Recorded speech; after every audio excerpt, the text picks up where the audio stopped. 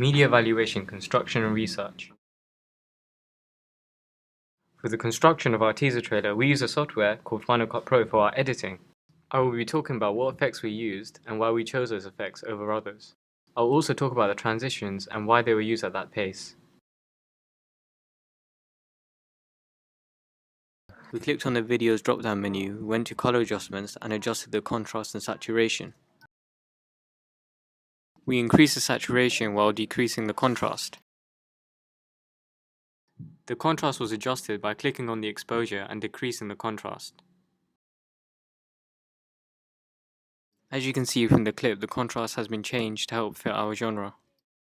This helps it fit in with the fast pace. In some scenes we decrease the saturation and lighting to represent street life in London. We use a number of flashes to help with the pace of our trailer. I will now show you how we done this procedure. We clicked on transitions and scrolled down to the flash. We then dragged the flash icon onto our footage. The reason as to why we added the flash was to help it go with the pace of our trailer. If you listen closely, the flash emphasizes the action and the pace of our trailer.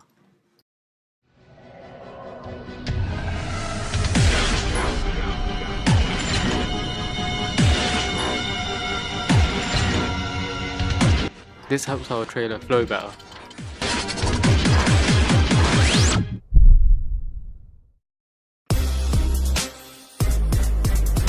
This helps our main character Leon represent as a fast thinker.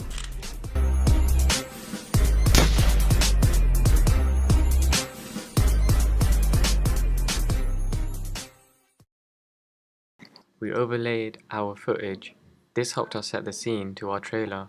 It also created a slow tempo, which helped us with the entrance of our trailer. As you can see, we added a blue tint to go with the Metropolitan logo. The blue tint represents London and its law enforcers. We added this blue tint by increasing the color adjustments and the midtones towards the high blue.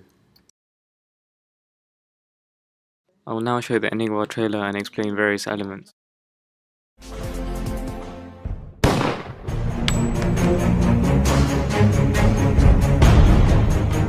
In the title, we use the gunshot to represent Leon's dangerous character. We blended in our character with the title to slow down the pace so that the audience can focus on the title. This also fits in with the slow-paced music we've added behind the title. For our film poster, we use a software called Photoshop CS 5.1. Right, here's our film poster. I will show you step by step on how we created this product. From Photoshop, we use Layer, Filter, Edit, Select and Image. Firstly, we performed a photo shoot of our two main characters. We then selected our best photo and dragged it onto Photoshop. Now the photo is uploaded, we can go to the coloring options. We then click on this little circle which takes us to the coloring options of the layer. Now we click on brightness and contrast. We then decrease the brightness and increase the contrast of our photo. The reason as to why we did this is because it helps our poster fit in with its genre. We then selected which part of the photo we wanted to cut out. To select our area, we used the Magic Wand tool. We then blacked out our selected area so we can now use this picture on a portrait scale. Right, we then created our background. We done this by using various elements. We selected the paintbrush tool and painted our background a dark blue and black. This helped represent the London Metropolitan Police colours. We then added other various images we had taken. To add extra detail, we added a red tint to a lead's eye. This represents the effects of using drugs. We also made Matt's eyes more sharper. We done this by selecting the area and then changing the saturation and sharpness. We then added various elements such as billing blog, starring characters, title, and tagline.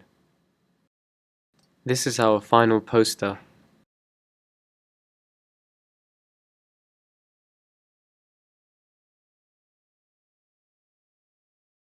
For our film magazine, we chose Photoshop CS 5.1. This helped put together our magazine cover. I'm demonstrating how the development of our magazine cover went.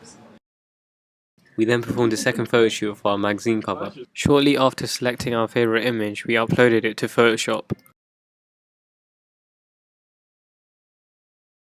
Here is our image. We selected various areas of the image we didn't need anymore. We used the Magic Wand tool and the Quick Selection Area tool to help us crop out the area we no longer needed. The excess area was blacked out, so we can now use this picture on a portrait scale. Here you can see we use the same self-painted background to help us with our magazine cover. We also adjusted the brightness and contrast to intensify our image. We then inserted various elements that are found on a magazine cover.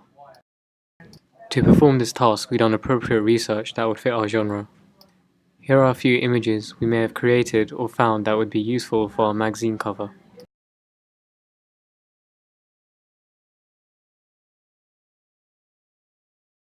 We then titled our magazine cover Grit. We thought this went well because it represents street life in UK. We then took a picture of the estate and decreased the opacity. This allowed the blue tint to take effect. We then added various elements to help our magazine cover come together as a full product.